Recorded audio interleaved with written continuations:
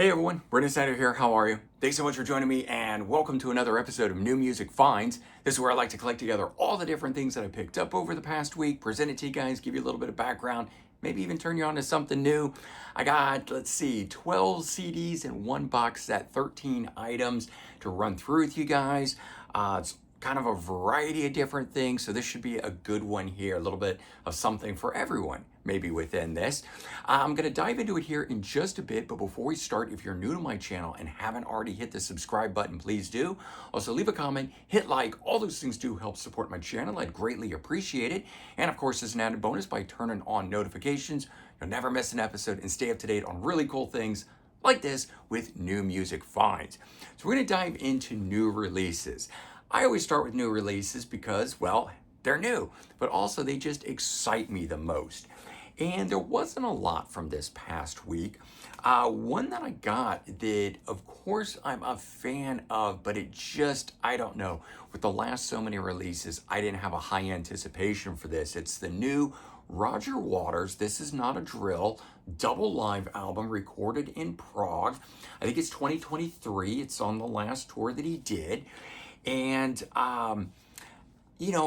what I'm referring to when I say the last few recordings that he had done, he did a live version of the Dark Side of the Moon redo.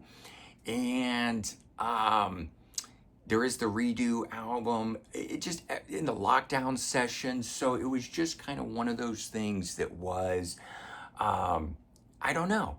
The stuff just wasn't hitting me, right? If it was brand new studio material, might have a different story.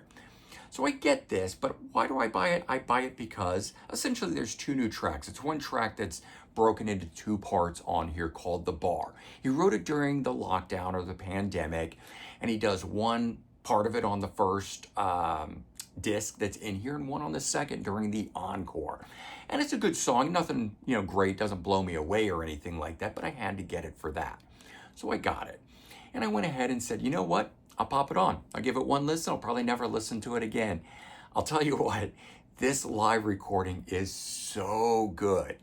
Not only is it good technical wise, and it just sounds good and all of that sort of stuff, and you got to put Roger's politics aside, but I think the first thing that set me off and put me at ease with all of that is there's an introduction on here where he basically says, Roger's gonna go into his politics and do all this sort of stuff, and if you don't like it, you can fuck off.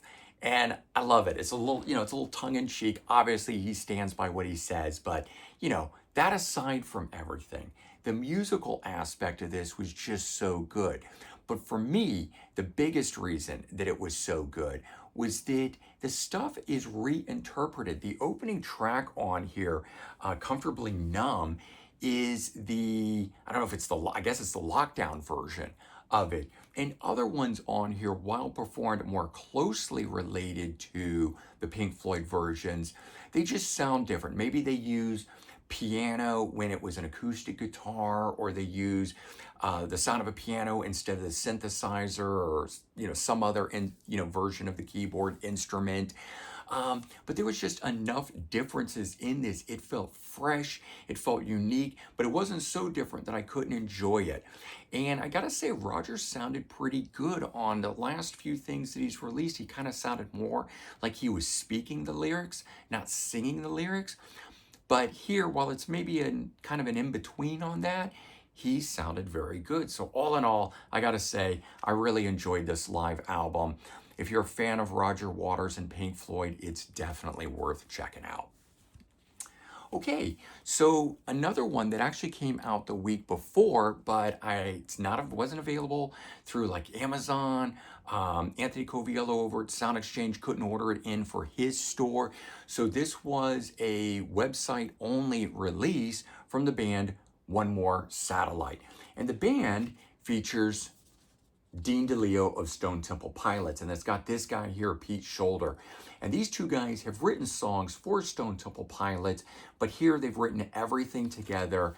There's 10 tracks on here, and if you're a fan of Stone Temple Pilots, especially new Stone Temple Pilots with Jeff Goot as the lead singer. You're gonna love this. This to me sounds like it should have been a Stone Temple Pilots album. We even have Eric Kretz, the drummer, guesting on here, and a whole host of other DeLeos on here as well. They should have just called this album DeLeo because there's so many of them appearing on here. I don't know if it's his kids, his family, brothers, wife, I don't know, but we've got a bunch of them appearing on here. All in all, I gotta say it's really good.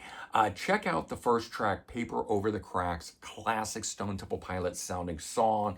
The second single that was released from it, Can of Worms, really good. That's track number 6, but also check out track number 3, Long Way Down. That is a killer rockin' song. So as I said, if you're a fan of Stone Temple Pilots, Dean DeLeo, check this out. Definitely worth it. All right, and another thing that came out, Kicks put out a box set, and this is called Cool Atomic Kicks. I don't know, it's kind of a weird name. 1981 to 2014. This is put out by NEH Records. Did I say that right? I never can remember these things. H&E Records, sorry. And it, clamshell style box, got the booklet on top, and, a lot of good write-up inside this thing, talking about the history of the band and some cool photos and archival stuff. And there's bonus tracks, plus there's a disc of demos on this. Now, funny thing is, when I showed this as part of the What Just Dropped, a couple people weighed in saying, oh, it's unofficial, the band isn't gonna see any money from it. I don't know if they said that was a Steve Whitman interview or what. I don't know. I didn't see that. I can't speak to what those people are talking about, but something's not adding up for me on it. The reason I say that is, on the back, it specifically says licensed from Kicks. It doesn't even say licensed from Atlantic Records. If it said Atlantic Records, I would understand it to be that maybe the guys don't own the rights to their material and they didn't have any say over this coming out. What I'm wondering is if a couple of the guys who maybe own everything, maybe Steve Whitman or the other person, whoever it was that was saying that they're not seeing any money from it, maybe they don't own it because they didn't write the material, right? And I know Steve Whitman was one of those ones that the predominant writer in this was the guitar player who did not rejoin the band in 2014. Maybe he's seeing all the money. I don't know. But it is licensed. It's under exclusive license. It says from Kicks. Kicks is the band.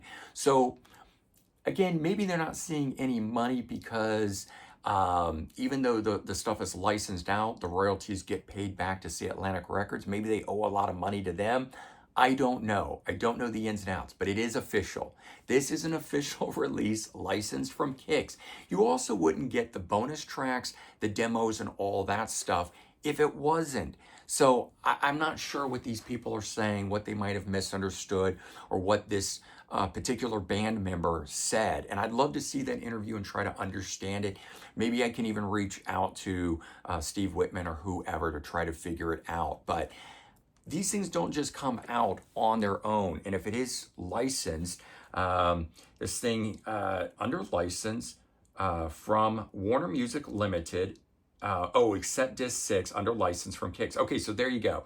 So disc 6 that's in here, or is it 6 or is it, all right, sorry. Let's put on the glasses. Let's read this. Disc 8, there we go. So that is actually what I was saying. Okay, so Warner Music, Atlantic Records. So they do own the first part. Maybe they're not seeing any money from that, right? But the last disc in here is licensed from Kicks, so they're gonna see money from Rock Your Face Off. Where the demos come from, that is all stuff prior to that album. And obviously, I don't know who owns the rights. CMC International has the one for Show Business. That is the one sole album that's not part of it, but people are like, oh, I'm gonna wait for an official box. I don't think there'll ever be another box set from Kicks. This is as close as you're ever gonna get to that stuff.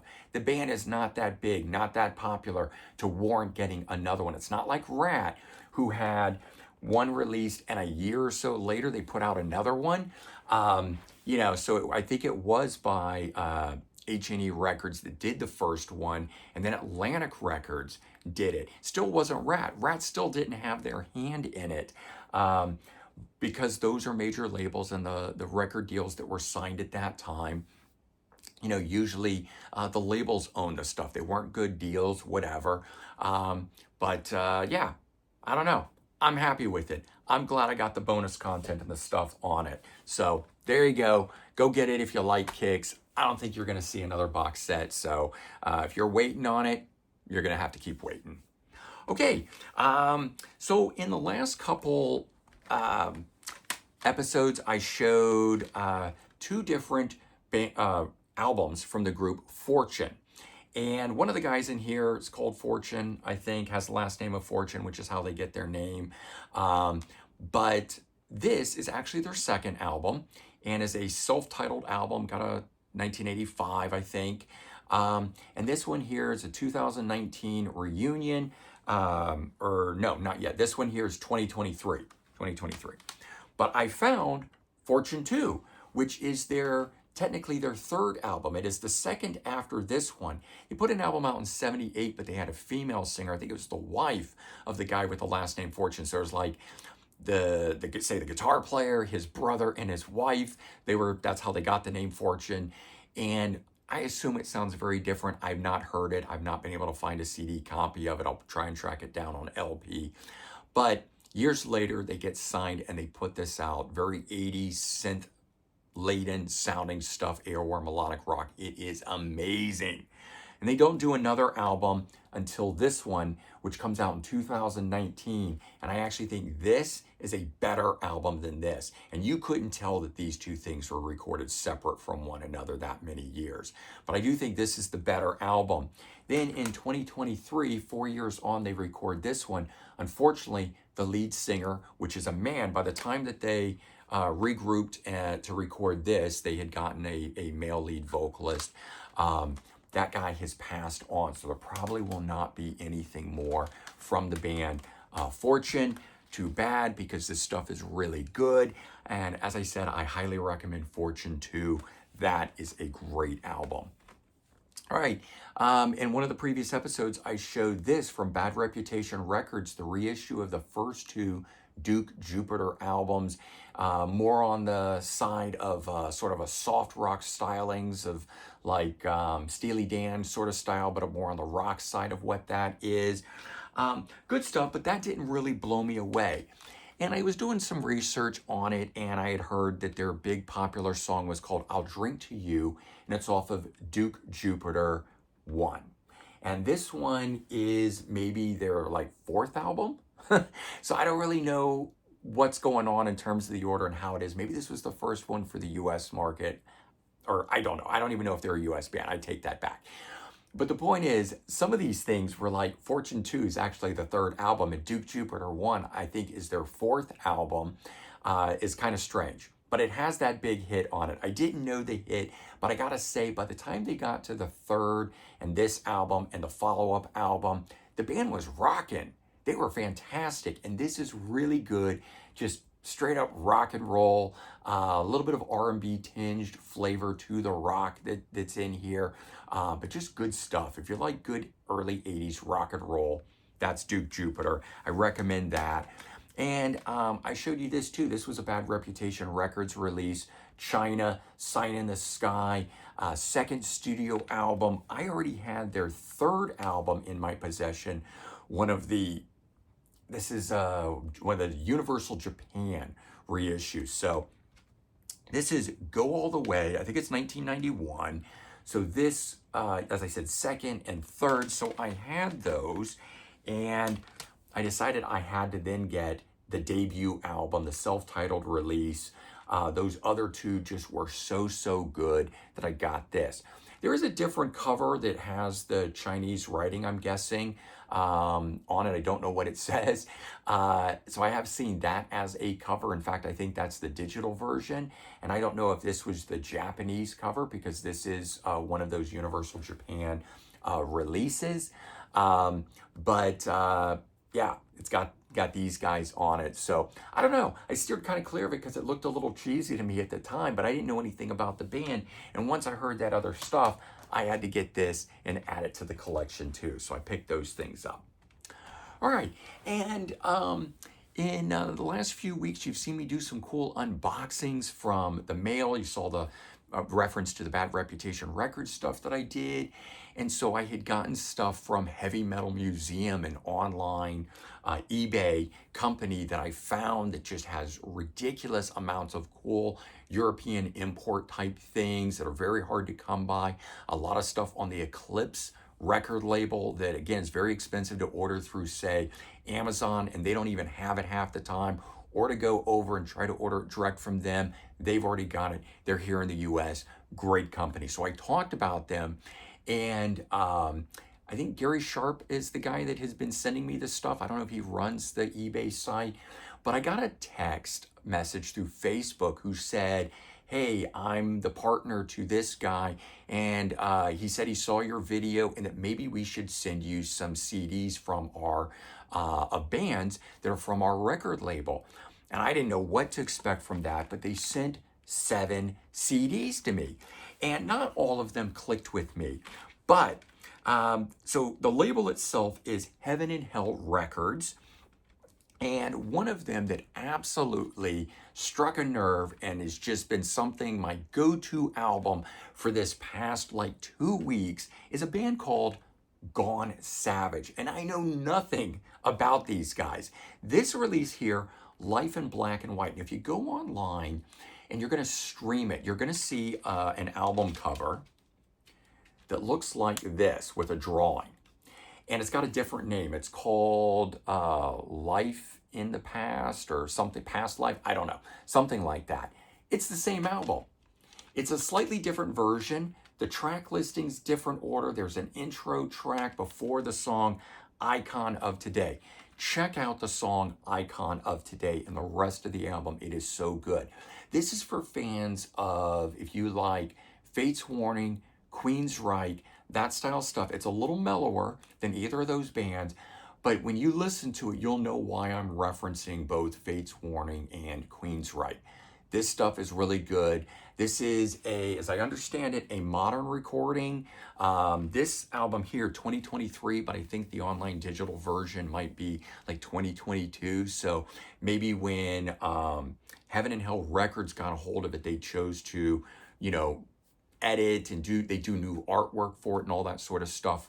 But all in all, I gotta say, check out Heaven and Hell Records, and especially the band Gone Savage. I have found they have a brand new album, which unfortunately I don't think is on this label. I am gonna reach out to them specifically to check, but when I went onto the eBay site and I searched, it didn't come up. So I'm not entirely sure how to get that new album just yet.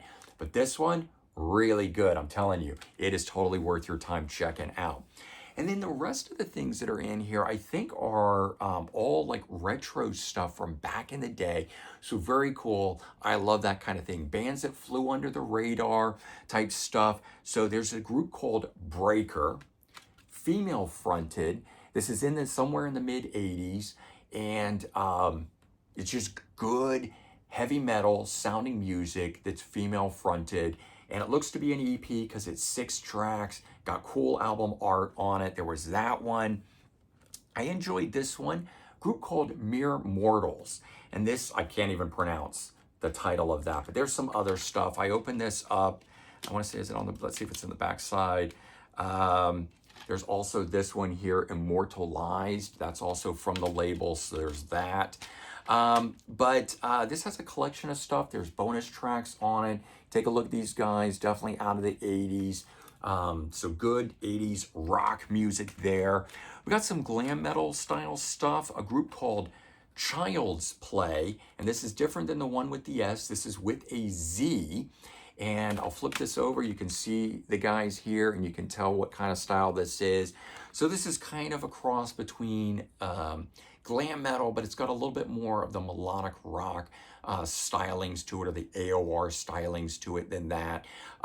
So this is some good stuff right there that I've been listening to. I haven't fully dove into all of this. As I said, this really took up my time. The last 2 ones in here also really caught my ear. A group called Spellbound. And you can kind of tell right from the album cover, when these guys are from. But if we look inside and you see that, you can tell, right? So this is like early '90s, I think, if I'm not mistaken. And I'm pretty sure I only gave it a couple listens, but this is in the metal family. But don't quote me on that. But this one was very good. I highly recommend if you can check out the group Spellbound. And this one is chapter 11. I assume this just means like chapter 11 is when you go broke. This was a very good one. And this group here, which is Don Jeffries Century. So there's kind of a crazy story behind this one here where I think there was a band called Century. They went into the studio, they recorded it. Something happened to the original tapes. I don't know, problem with them, whatever it was.